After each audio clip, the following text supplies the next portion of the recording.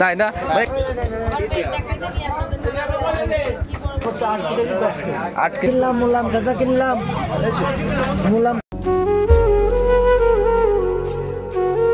পূজাকে ঘিরে চলছে শিঙে বানানোর ব্যস্ততা। আমি একটু দেখানোর চেষ্টা করছি কিভাবে এই শিঙেটা তৈরি করে।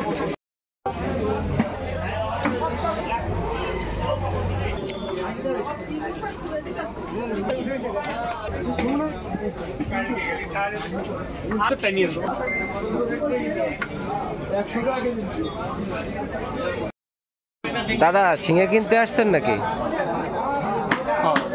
কালকে পূজার জন্য না? বড়দা শিঙে কিনতে আসছেন না?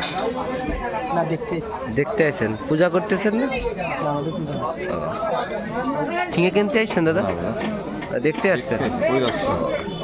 দেখেন একটা কিনে নিয়ে যান যাওয়ার সময়, খুব সুন্দর লাগে খাইতে।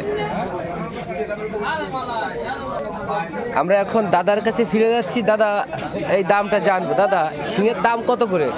কেজি কত? কেজি না পিস হিসেবে বিক্রি করে? কেজি কত করে? 200 টাকা কেজি। বড় একটা এই যে এইটা কয় কেজি হইতে পারে?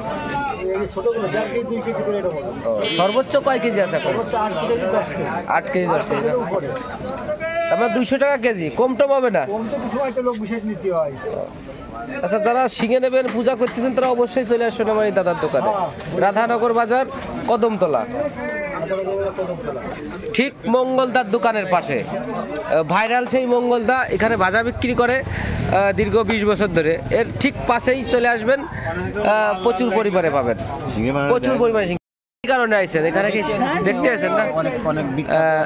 কিনবেন না? কিনবেন না? আর দেখেন একেবারে কম দাম আছে, 200 টাকা কেজি। দেখেন, ঘোরাফেরা করে দেখেন, একেবারে কম দাম।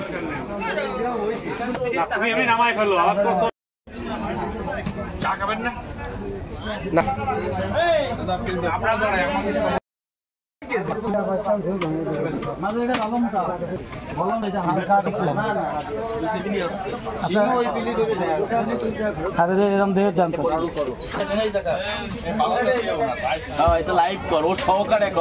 আপনি শিঙে কিনতে আইছেন না? শিঙে কিনলাম, মুলাম খাজা কিনলাম, মুলাম খাজা বড় একটা শিঙে কিনছেন তোর বাবা?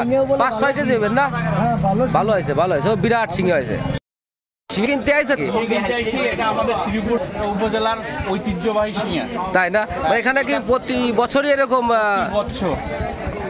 প্রতি বছর এবং আদি অনেক দিন মানে 100-200 বছর আগে থেকে এরকম। এটা তো ঐতিহ্য এখানকার। এটা দেখা যায় আশেপাশে কিছু উপজেলাই হচ্ছে। ও আচ্ছা আচ্ছা, তৈরি করতেছে। আর এটা আগে আরো মালিকরা তৈরি করতো, এখন ইদানিং একজনই তৈরি করতে, এরাই ধরে রাখছে এই শিল্পটা। এটা একটা শিল্প। অবশ্যই অবশ্যই। ধন্যবাদ দাদা, কথা বলে আদৌ খুব অনন্য। ধন্যবাদ, আপনার সাথে কথা বলে অনেক ভালো লাগলো। থ্যাংক ইউ আপনাকে দাদা, ধন্যবাদ। করছি